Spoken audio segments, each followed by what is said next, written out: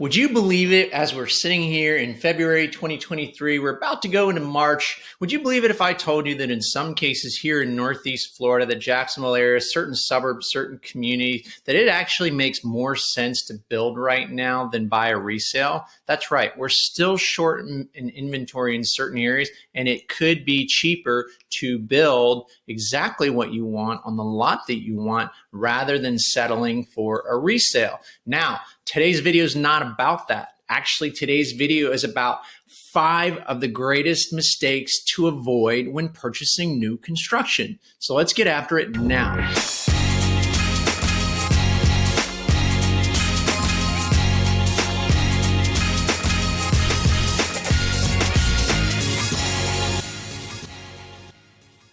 If this is your first time on the channel and you want to know everything about Jacksonville and the surrounding areas and suburbs here in Northeast Florida, then make sure you subscribe to the channel. Don't forget to tap the alerts bell so that you can be the first to know about what's going on in the area. Hi, my name is Greg, and I get calls from people just like you. They're trying to make a move to the Northeast Florida region, whether it's in 9 days, 90 days, 180 days, it doesn't matter. Make sure you reach out, connect with me. My information will be on the description below. You can text, you can call, you can email, whatever is most comfortable for you. And I would love to help make your move to the Northeast Florida region a smooth one. So, as I said today, we're going to talk about the 5 common mistakes that people make when purchasing new construction. And I'll start off with number 1 and just be quite straightforward. The first mistake people make when purchasing new construction is they do not hire representation. That is right. So when people approach a builder, they just assume that they don't need to hire a real estate professional. And that is so far from the truth. If you think that you're going to save money by not using an agent, it doesn't work that way. Real estate professionals' commissions are set in the marketing expenses by the builder. So if you think you're going to negotiate a lower price, you got to be mistaken, because the reality is a builder that is building a project does not want to affect the comps on a home for future sales. They want to keep those comps the same. So they can't just go ahead and discount a house because you're not using an agent. So that is usually mistake number 1. And if you do not have representation, realize that builders' representatives and salespeople, they work for the builder, not for you. So it's in your best interest to have representation, that someone that is experienced, that's looking out for your best interest.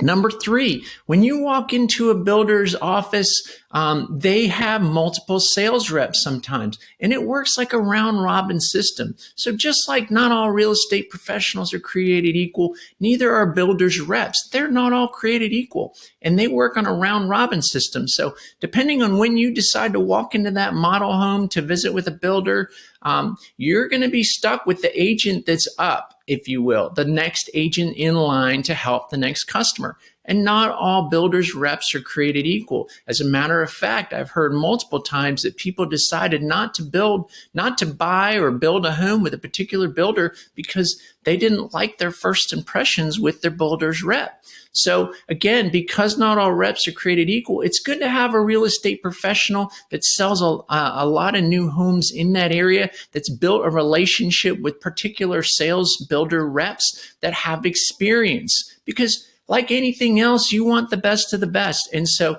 therefore, a real estate professional like myself, we've built relationships with some of the best salespeople at each builder, my preferred sales rep. So you don't just want to walk in blindly and accept the next rep that's round robin up to help you build your home, one of the biggest decisions that you're going to make in your life. So again, if you're using a real estate professional, they will advise you and set you up with the correct builder rep that is going to be most beneficial for you making the decisions on your next home. So how do you choose a real estate professional that has your best interests and can represent you in your new build purchase? Well, the first thing you want to do is make sure you ask whoever is being referred to you, the agent who has sold homes in that community before, that has already established representatives with those particular builders. Again, a real estate professional that works with all the builders in that community can at least also give you the differentiation between the different builders, because every builder in a master plan community has their pros and cons. Also, you could also benefit from a real estate professional that is visiting with builders on a daily basis to understand what incentives there are. Has there been any cancellations? Are there quick move-in homes? All that information changes weekly, especially in today's market. So again, you really want to make sure whoever's representing you as a real estate professional, that they do have those established relationships. They're very well aware of the builders in the community and what the pros and cons of building with them. And then finally, someone who's really on top as far as understanding the market, what kind of incentives are out there, if there are any, if there's any cancellations, if there's any quick move-ins, keep you ahead of the game as far as opportunities that should arise. So don't settle for any representative. Get yourself a real estate professional. Let's move on to number 2. Okay, the number 2 mistake that a lot of people do when purchasing new construction. Well, they walk into a model home of a specific builder and they say, wow, this model home is beautiful. And then they realize that maybe the model home is completely decked out with so many upgrades that you wouldn't realize the home would cost like a lot more than what your budget allows. Of course, they want to make the model home beautiful, and there's a lot of upgrades that you wouldn't realize how expensive they can be when you try to replicate that home. So what's the biggest mistake? Number 2 is not understanding or visiting the design center of that builder to understand what comes with the home and what available upgrade and finishes are available to you from that particular builder. I've had a lot of people that just settle for a model home because they love the floor plan, but they don't really like the flooring or they don't like the countertops. And not only when they get to design center and they've already signed on the dotted line and they're committed to this purchase of this new build, they get to the design center and they realize either A, that the flooring they do like is a higher tier flooring and the upgrade surcharge is a lot more than they anticipated. Floors are very expensive, people.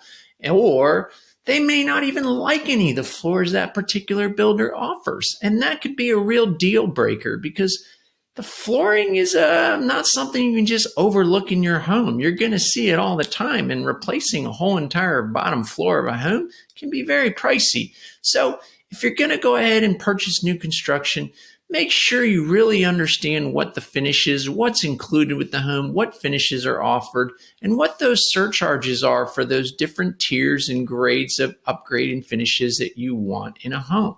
So I know it's a little extra work and it takes some time, but you'll be glad when you visit that design center, whatever particular builder is, and you'd be glad to know what they do offer and what that's going to cost, because that could be a significant difference on the purchase of a home.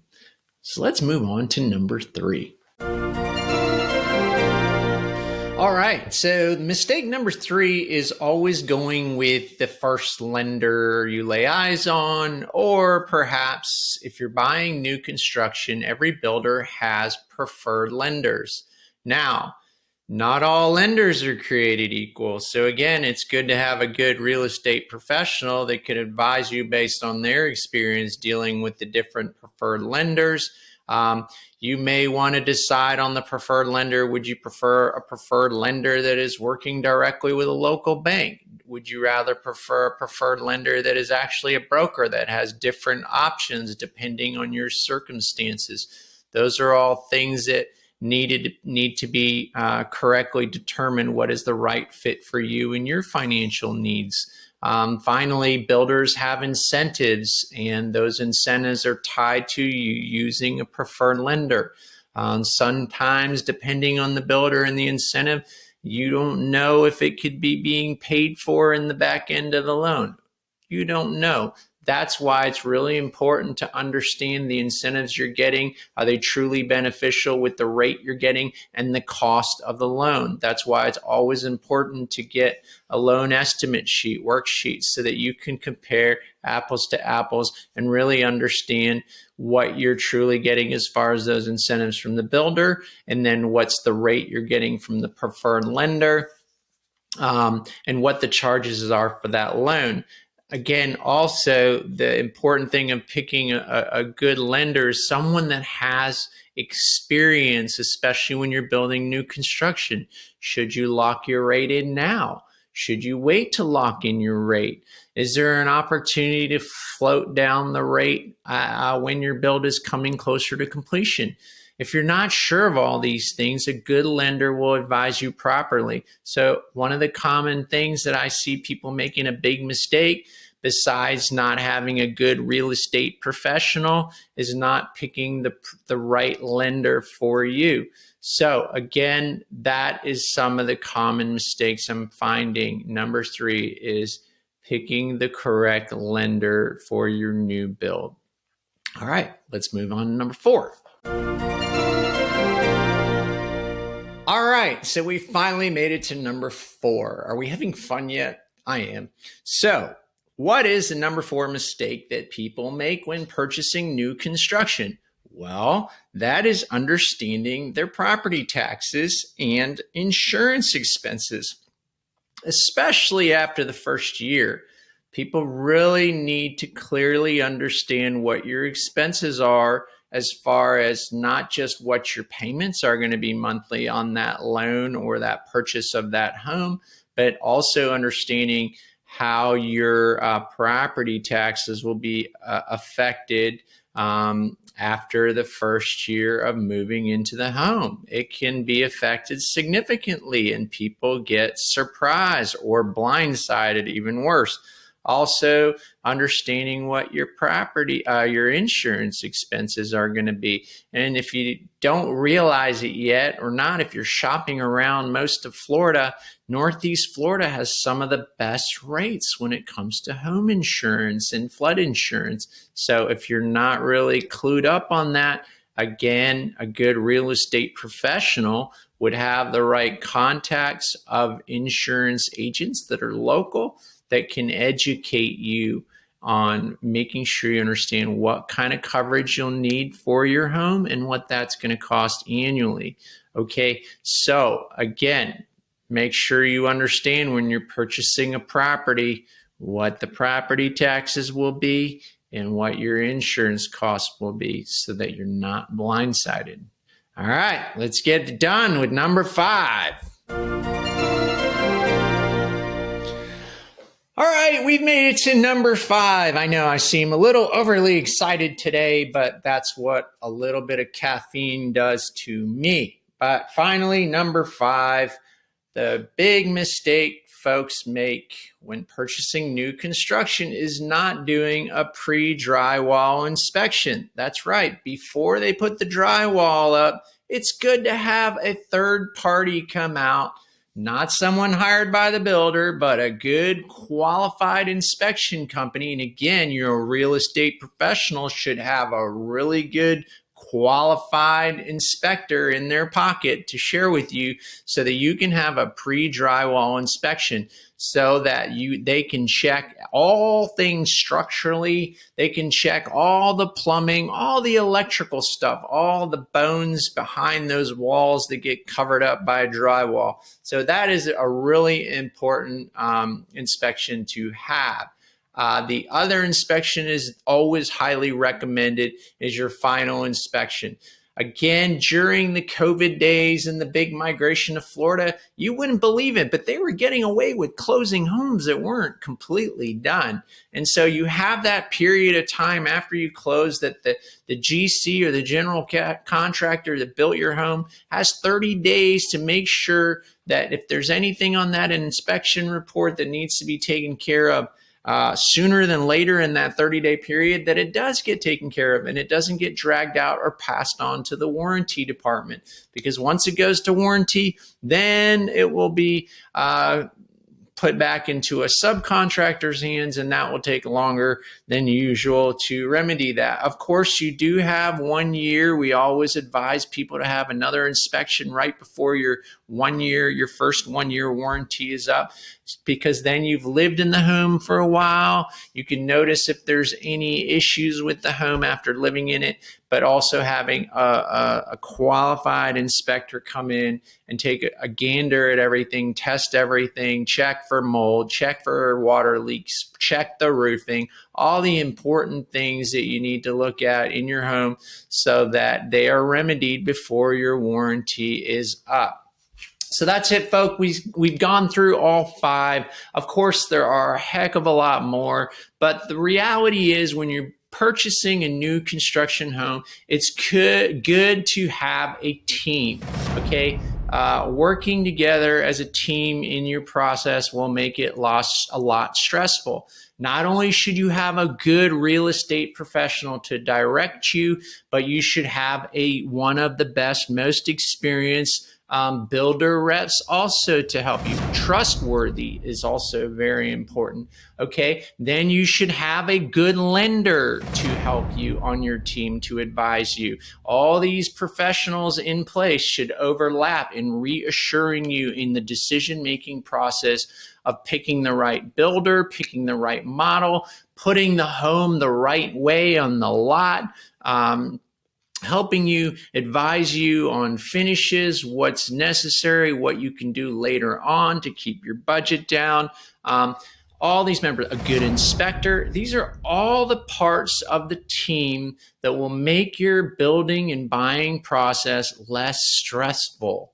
Okay, so especially if you're coming from out of state or out of town, why stress yourself out from afar of not knowing what you don't know when you can be advised? Have somebody here, boots on the ground, to give you the updates on your build, to reassure you that you have the right people with the right intentions to make sure that you get the right home and that you live happily ever after. No, but seriously, folks, it's important to get the right representation. So I hope you enjoyed today's video. I love to provide video to all of you. I get so many calls from so many of you, and I'm helping a lot of families out. But every time to time I go, and I'm always at the builders, models, meeting with other clients and whatnot, and I get you guys saying, hey, I watch all your videos, and A, you're not subscribing to my channel, so that doesn't help me out. B, you're not even having any representation,